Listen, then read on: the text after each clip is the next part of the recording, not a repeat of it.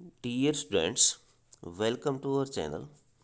Today we will study worksheet number 52, Science, कक्षा 9, lesson परमाणु एवं अणु।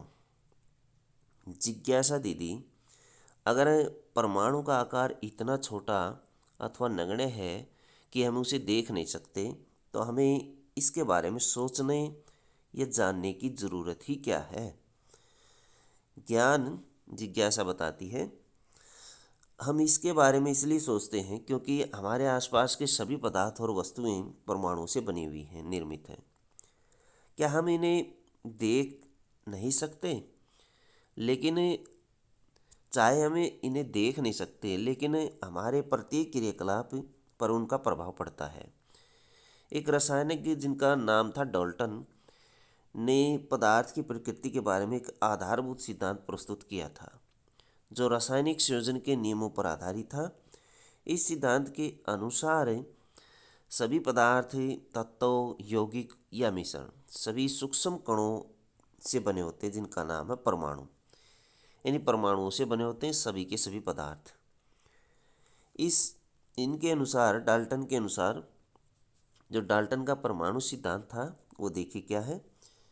पहला इस नियम था इनके अनुसार, सभी पदार्थ ठोस, द्रव और गैस सूक्ष्म कणों से मिलकर बने होते हैं, जिन्हें हम परमाणु कहते हैं। परमाणु वह सबसे छोटी इकाई है जो रासायनिक अभिक्रिया में भाग लेते हैं। इनके अनुसार दूसरा नियम क्या था? परमाणु अविभाज्य सूक्ष्म कण होते हैं जो किसी रासायनिक अभिक्रिया में न तो सृजित होते हैं अथवा न तो बनते हैं, और न ही इनका विनाश होता है। न बनते हैं न नष्ट होते हैं। किसी भी दिए गए तत्व या यौगिक के परमाणु का आकार, द्रव्यमान और रासायनिक गुणधर्म सदा एक समान होते हैं।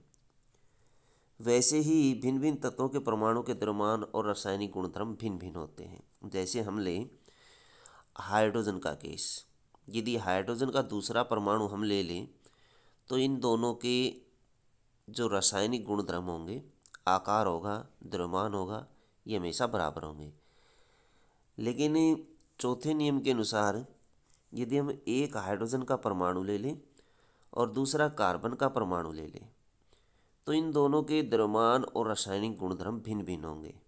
दोनों के जो द्रव्यमान भी आकार और गुणधर्म है वो डिफरेंट होंगे।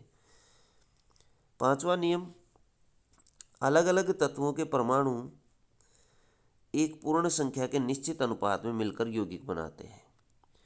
अलग अलग तत्वों के जो परमाणु होते हैं एक पूर्ण संख्या के निश्चित अनुपात में मिलकर यौगिक बनाते हैं। जैसे H2O हमने लिया था, तो इनका जो अनुपात होगा वो अलग अलग होगा।